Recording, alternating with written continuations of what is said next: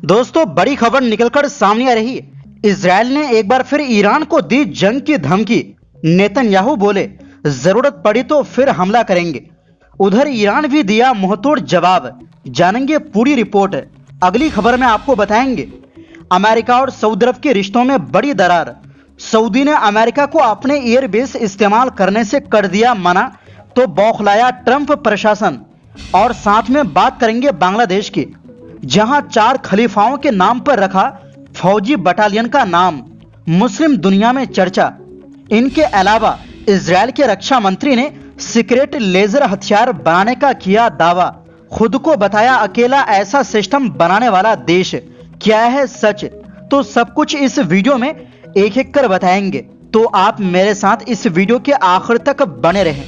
दोस्तों, इजराइल और ईरान के बीच एक बार फिर तनाव बढ़ता दिखाई दे रहा है। इजरायली प्रधानमंत्री बेंजामिन नेतन्याहू ने साफ चेतावनी देते हुए कहा है कि अगर जरूरत पड़ी तो इजरायल ईरान के खिलाफ फिर सैन्य कार्रवाई करेगा। उनका कहना था कि ईरान को किसी भी कीमत पर परमाणु हथियार बनाने की इजाजत नहीं दी जाएगी। एक इंटरव्यू में नेतन्याहू ने दावा किया कि इजरायल ने ईरान के परमाणु खतरे को काफी हद तक कमजोर कर दिया है। उन्होंने यहां तक कहा कि अगर हालात दोबारा बिगड़े तो इजरायल तीसरी बार भी हमला करने से पीछे नहीं हटेगा।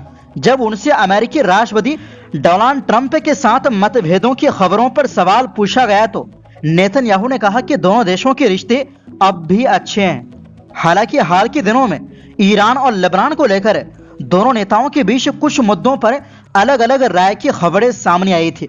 उधर ईरान की संसद के स्पीकर मोहम्मद बाकिर गालिबाफ ने भी उसी की भाषा में जवाब दिया। उन्होंने कहा कि यूरेनियम संवर्धन यानी एनरिचमेंट ईरान का कानूनी और कभी न छीना जाने वाला अधिकार है। उन्होंने साफ कर दिया कि ईरान अपने मिसाइल कार्यक्रम या सैन्य ताकत पर किसी भी तरह की बातचीत नहीं करेगा। गालिबाफ ने कहा कि अमेरिका पहले समझौते की सभी शुरुआती शर्तों को पूरी तरह लागू करे, उसके बाद ही ईरान अगले चरण पर आगे बढ़ेगा। उन्होंने चेतावनी दी कि अगर समझौते की पहली शर्त यानी युद्ध विराम तोड़ा गया तो ईरान भी जवाबी कार्रवाई करेगा।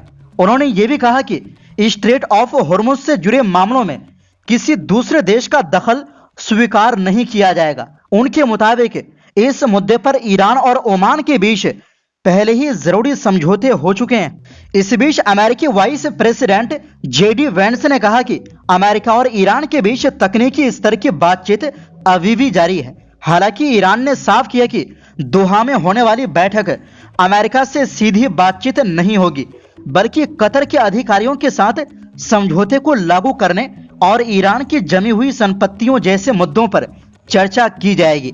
वहीं दूसरी ओर दोस्तों, अमेरिका और सऊदी अरब के संबंध तनावपूर्ण दौर से गुजर रहे हैं। रिपोर्ट के मुताबिक इसकी पुष्टि खुद अमेरिकी अधिकारियों ने की। उन्होंने द वॉल स्ट्रीट जर्नल को बताया है कि अमेरिका और सऊदी अरब के बीच ऑपरेशन प्रोजेक्ट फ्रीडम को लेकर टकराव हुआ था। इस कारण ट्रंप प्रशासन को हॉर्मुज से होकर गुजरने वाले जहाजों को सुरक्षा देने का मिशन रोकना पड़ा। रिपोर्ट में यह भी बताया गया है कि सऊदी अरब के इस फैसले से अमेरिका इतना बौखलाया कि उसने रियाद को अंजाम भुगतने की धमकी तक दी थी।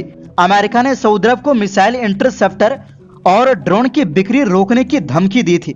द वॉल स्ट्रीट जर्नल की रिपोर्ट के अनुसार सऊदी अरब ने राष्ट्रपति डोनाल्ड ट्रंप के ऑपरेशन प्रोजेक्ट फ्रीडम मिशन के लिए अमेरिका को अपने बेस और एयर स्पेस का इस्तेमाल करने की इजाजत देने से इनकार कर दिया था।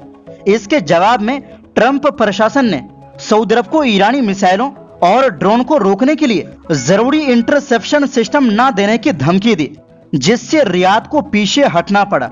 अमेरिकी अधिकारियों ने कहा कि इस घटना के बाद अमेरिका सऊदी अरब में अपनी कुछ सैन्य मौजूदगी कम करने पर विचार कर रहा है और इसके बजाय उन देशों पर ध्यान केंद्रित कर रहा है जिन्होंने युद्ध के दौरान ज्यादा मदद की थी। सऊदी अरब ने शुरू से ही ईरान के बंदरगाहों की नाकेबंदी को लेकर अमेरिका पर दबाव डाल रहा था। सऊदी अधिकारियों ने ट्रंप प्रशासन को बातचीत की मेज पर लौटने के लिए मनाने की कोशिश की थी। बातचीत की जानकारी रखने वाले सूत्रों ने बताया कि जब ट्रंप ने इस सलाह को नजरअंदाज कर ऑपरेशन प्रोजेक्ट फ्रीडम शुरू किया तो सऊदी क्राउन प्रिंस मोहम्मद बिन सलमान ने उनसे इस पर पुनर्विचार करने को कहा, क्योंकि इस कदम से ईरान नाराज हो सकता था। अरब अधिकारियों के अनुसार सऊदी अरब ने पहले भी चिंता जताई थी कि अमेरिका के साथ उसके संबंधों का कोई ठोस असर नहीं दिख रहा है। हालांकि ट्रंप प्रशासन ने सऊदी अरब की सलाह को नजरअंदाज कर दिया था। और इसी के साथ दोस्तों, बांग्लादेश की सेना ने एक बड़ा फैसला लिया है जिसकी काफी चर्चा हो रही है। दरअसल बांग्लादेश सेना ने दूसरी बांग्लादेश बटालियन के नाम से एक नई बटालियन बनाई है। इस नई बटालियन की चारों कंपनियों के नाम खुलफाए राशिदीन यानी हजरत अबू बकर, हजरत उमर फारूक, हजरत उस्मान गनी और हजरत अली रजी अल्लाह अन्हु के नाम पर रखे गए हैं। 18 जून को बांग्लादेश सेना ने आधिकारिक तौर पर दूसरी बांग्लादेश बटालियन का उद्घाटन किया। सेना प्रमुख जनरल वकारुज्जमान ने बांग्लादेश मिलिट्री अकादमी में इस नई बटालियन की शुरुआत की। फिलहाल ये बटालियन यहीं से अपना काम शुरू करेगी और बाद में इसे अलग सैन्य ठिकाने पर शिफ्ट कर दिया जाएगा।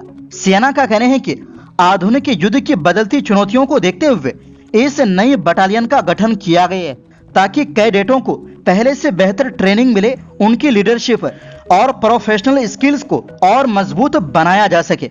दोस्तों, इससे पहले पहली बांग्लादेशी बटालियन की 5 कंपनियों के नाम 1971 के मुक्ति संग्राम के वीर सैनिकों के नाम पर रखे गए थे, लेकिन इस बार पहली बार नई बटालियन की कंपनियों को इस्लाम के चारों खलीफाओं के नाम दिए गए हैं। इसलिए इस फैसले की काफी चर्चा हो रही है। रिपोर्ट के मुताबिक सेना में हर साल भर्ती होने वाले कैडेटों की संख्या लगातार बढ़ रही, इसी वजह से दूसरी बटालियन बनाने की जरूरत महसूस हुई।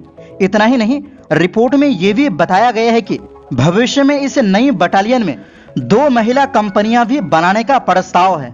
इन कंपनियों के नाम हजरत फातिमा और उम्मुल मोमिनीन हजरत आयशा के नाम पर रखने का सुझाव दिया गया है।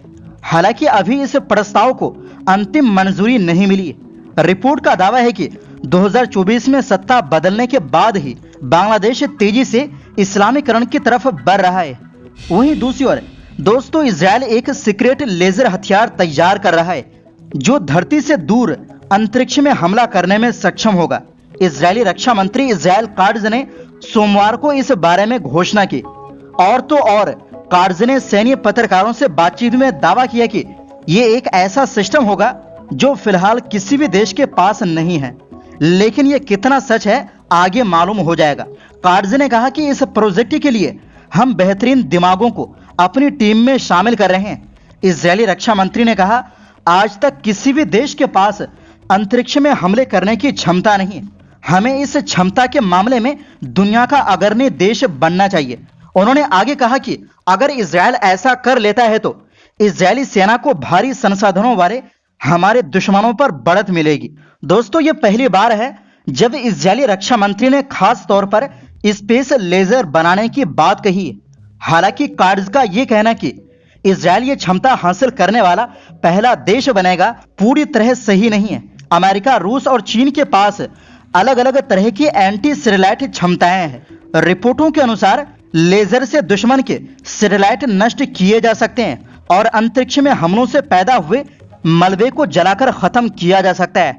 हालांकि अंतरिक्ष में हमला करने वाले हथियार बनाना बेहद गंभीर मामला है।